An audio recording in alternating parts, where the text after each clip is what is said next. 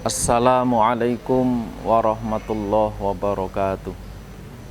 Bismillahirrahmanirrahim. Alhamdulillahirabbil alamin. Assalatu wassalamu ala asrafil anbiya'i wal mursalin wa ala alihi wa ashabihi ajma'in, amma ba'du. Ma'asyiral muslimin wal muslimat rahimakumullah. Alhamdulillahirabbil alamin. Kita diberi kesempatan oleh Allah Subhanahu wa taala untuk berjumpa dengan bulan yang suci, bulan yang mulia, yaitu bulan Ramadan. Pada bulan Ramadan ini Allah Subhanahu wa taala berfirman, Ya ayyuhalladzina amanu kutiba alaikumusiyam kama kutiba alal ladzina min qablikum la'allakum tattaqun. Wahai orang-orang yang beriman, diwajibkan atas kalian untuk berpuasa sebagaimana diwajibkan atas umat-umat sebelum kalian. Sebagai seorang hamba, tentu sikap kita adalah taat, sikap kita adalah taat, sikap kita adalah menurut terhadap perintah Allah Subhanahu wa taala. Allah memerintahkan puasa kepada kita antara lain adalah untuk memperkuat kekuatan kita dalam kesabaran, untuk melatih kita menjadi pribadi yang sabar. Karena dengan kesabaran itu kita mampu untuk menjadi pribadi yang takwa, pribadi yang menjalankan perintah-perintah Allah dan menghindarkan diri dari larangan-larangannya. Kita tahu bahwa sabar ini sebagaimana disampaikan oleh Al-Ghazali adalah kekuatan untuk mengendalikan keinginan. Seringkali kita mempersempit makna sabar hanya berkaitan dengan musibah. Padahal as-sabru huwa quwwatun tusadimus syahwa. Padahal sabar ini adalah kekuatan untuk mengendalikan keinginan. Makna sabar yang demikian ini tentu tidak bisa kita persempit hanya berhubungan dengan musibah, akan tetapi dalam banyak hal. Kemampuan untuk mengendalikan keinginan. Kenapa keinginan ini dikendalikan? Karena keinginan ini sebagai manusia kita berbeda dengan malaikat, dan sebagai manusia kita berbeda dengan binatang. Ketika malaikat ini, dia itu kecenderungannya itu hanya satu, berbuat baik dan berbuat taat. Tidak ada dorongan bagi malaikat untuk berbuat maksiat. Kenapa? Karena malaikat tidak memiliki sarana untuk berbuat maksiat. Malaikat tidak berjenis kelamin, malaikat juga tidak memiliki perut, sehingga tidak ada keinginan ataupun dorongan untuk berbuat maksiat. Sehingga dengan itu malaikat tidak membutuhkan kesabaran. Nah, kita itu sebagai manusia juga berbeda dengan binatang. Binatang ini juga tidak memiliki kesabaran. Kenapa?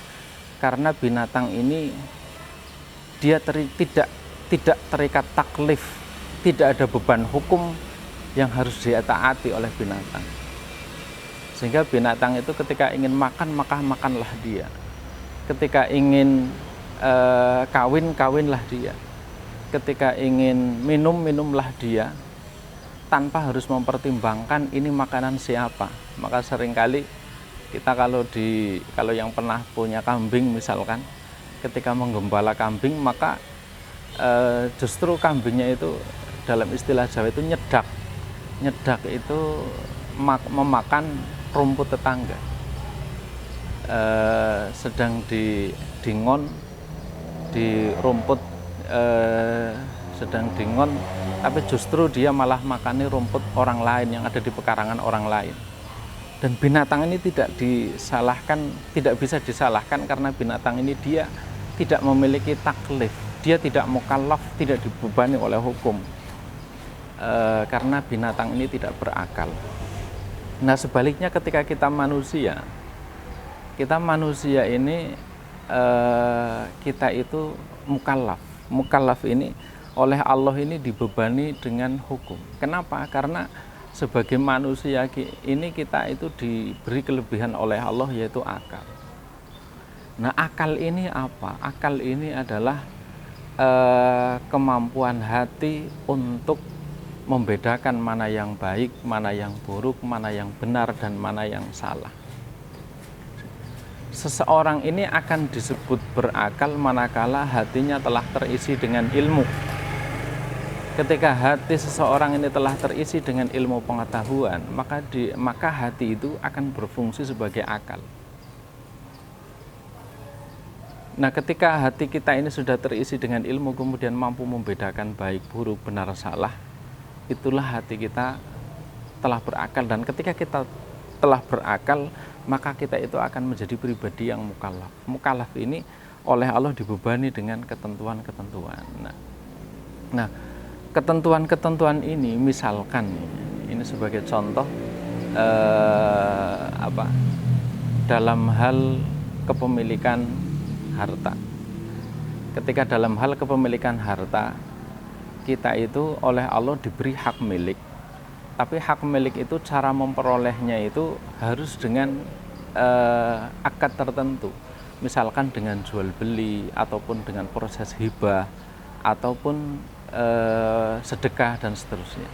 Sehingga ketika kita mau memiliki benda milik orang lain, maka harus ada proses itu. Salah satu di antara proses itu. Nah, ketika kita sudah tahu ilmu itu, sudah kita mau misalkan di dalam Al-Quran kita ada ajaran sedekah. Di dalam Al-Quran kita ada ajaran untuk jual beli. Wa ahallallahul bai'a wa harrama riba. Nah, ketika kita dengan puasa sudah dilatih untuk bersabar, sabar untuk tidak makan, sabar untuk tidak minum seharian, sabar untuk tidak berhubungan suami istri selama seharian. Ketika kita sudah biasa terlatih untuk sabar, maka ketika kita ingin memiliki sesuatu, misalkan ini sebagai contoh, teman kita ini punya HP baru, kita kepengen memiliki HP itu. Nah, karena kita sudah terlatih untuk sabar, maka kita mengendalikan.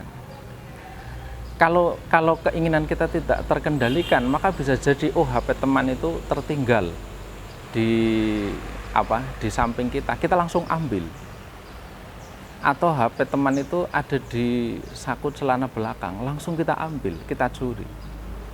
Nah, ini kalau kita melakukan hal demikian, ini artinya kita tidak sabar.